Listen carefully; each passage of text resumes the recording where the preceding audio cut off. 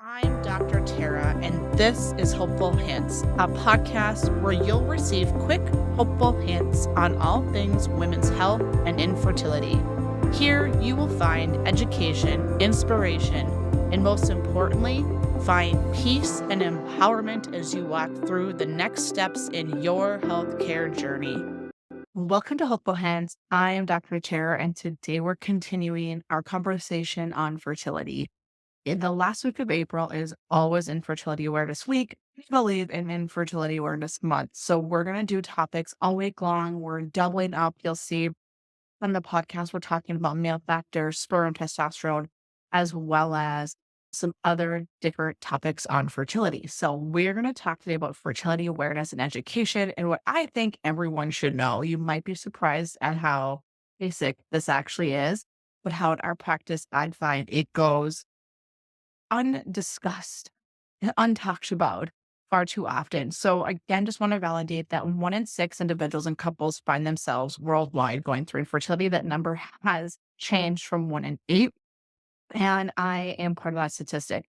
And so I totally understand from my personal level, and that is what has drove me into this profession and will continue to lead me to fight and advocate for access to healthcare insurance and understanding and breaking stigmas down that go along with this disease because it is a disease. Again, we must recognize that infertility is a medical disease.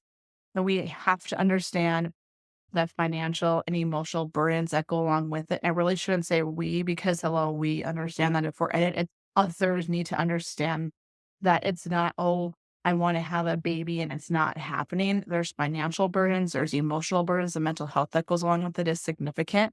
So I really hope to help break down some of these walls and even have people maybe who don't have infertility start listening to this stuff as well. And so again, it's a medical disease. And oftentimes I get asked too, like, do I have to try for 12 months? Well, it really depends. Like, do you have any concerning symptoms that might indicate that you have an underlying disease that's causing the infertility? Because if so, the answer is no. And again, far too often, locally, nationwide, with my patients that I coach, I see they had very obvious symptoms when the first question was asked to their initial healthcare provider. Can I come in to get testing? Healthcare provider only asks, have they been trying for 12 months? That's the only screening question. And they haven't met that 12-month mark, or depending on age, 6 months, and they get turned down right away. And they have symptoms of PCOS, anovulation, endometriosis, thyroid disorders, male factor fertility.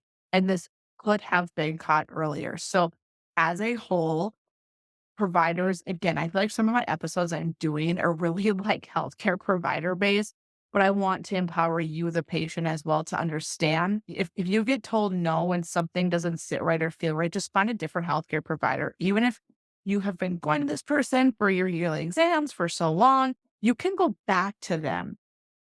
A lot of institutions are extremely busy and don't have time to get updated on the latest things that are going on in the fertility space. Guidelines change very rapidly, even with PCOS, for example. And so you're in the power of when is it time to get checked and ready for fertility? It was yesterday. And I even preach a lot of preconception testing.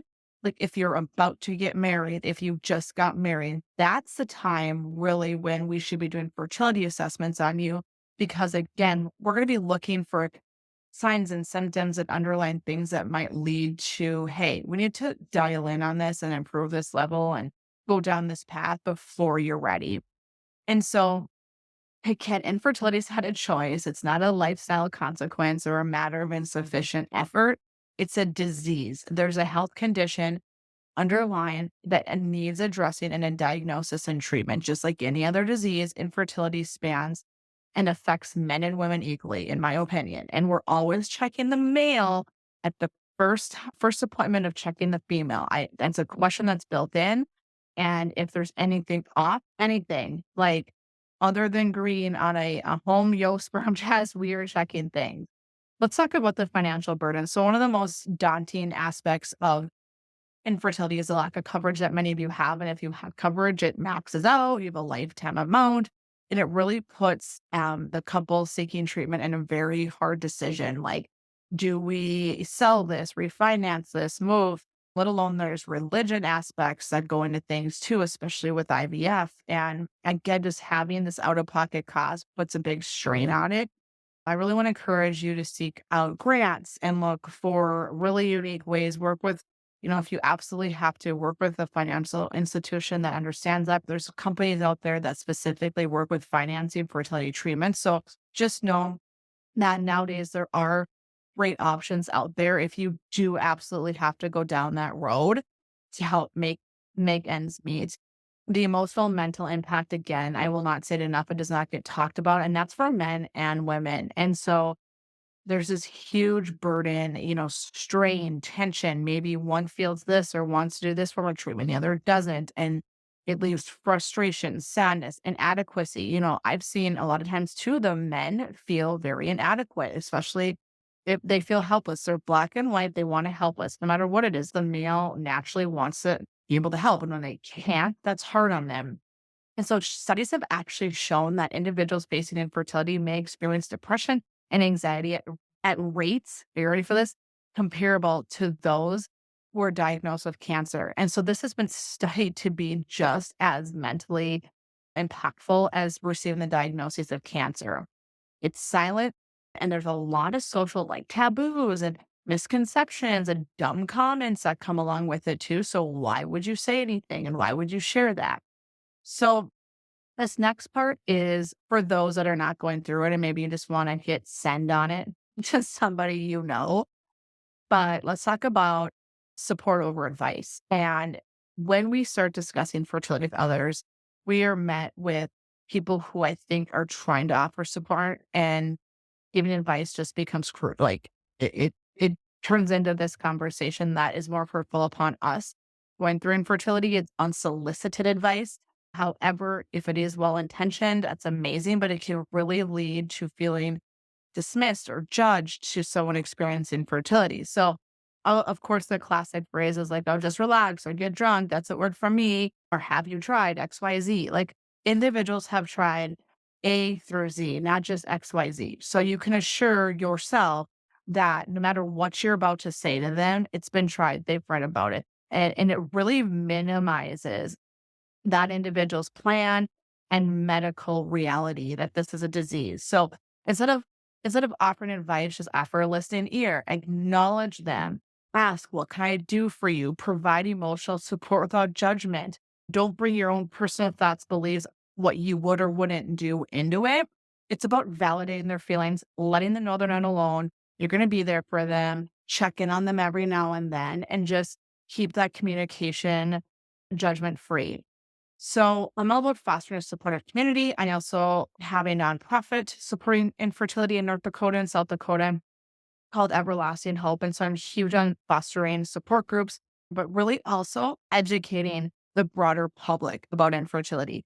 I have been going to legislation for over 6 years to try to break down these barriers from the medical insurance side of it, but I continue to do that at a public standpoint, any opportunity I get to. So it should be understood that again, infertility is a disease and really have a hard time when again people bring their own personal or religion aspect into it. Like that's fine, you can do that, but it should not be pushed upon everybody because we're all unique individuals. And especially when it comes to medicine, I believe that every individual should get to make their own decisions about what's right. And that might change, advance, and look different as they move through months and years of treatment as well.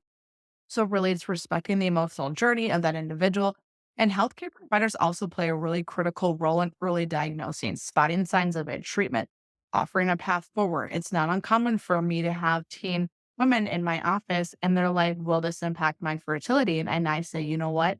You're so lucky that you're in here at age 16 and we're talking about this now. So when that time comes in your life, you will have understanding of the disease at hand here that we are finding today. And I also just want people to understand it's infertility is complex. It's a multifaceted issue that requires compassion, understanding, and action from everybody. And so let's go back to talking about advocacy. If there's ever a time where patients need to come forward and advocate, it's now. Because as we know, at the time this recording's 2024, there was a lot of big conversations and happenings with state laws and regulations, specifically in Alabama, which caused even the current president to start talking and saying the word IVF and infertility. And I got interviewed by many different national reporters during that time. And the common theme was just because it happens in a state across the country does not mean it's not about to happen in our own back door. And sure enough, right here in North Dakota, just like I suspected, there was a movement, and who knows where this is going to go at time of you listening to this too. Our sessions don't start till 2025, but there was a movement to deem life starts at fertilization, which with that one sentence would shut down the fertility clinic in our state. So being aware of how federal and state legislation impacts this disease and getting angry and getting emotional and getting active and getting involved and passion is so important right now. And if you're a family or friend listening to this, you should be just as involved because your voice also matters. I have moms testifying during legislation. I have friends. I have women who aren't even ready to have children yet, but they know they have a disease that's leading to infertility. So, with this episode, I'm going to leave you with really understanding infertility as a medical disease, fostering support, supporting your mental health, supporting you as a couple, as an individual is crucial and important. And that those around us really need to have an understanding of what to say, what not to say, and then find a community. Find a online support group, an in-person support group, a one person to share and connect with that maybe you feel confident with sharing your disease with, or maybe that you've shared other things before with, and knowing you're not alone. Thank you so much for listening to this week's episode.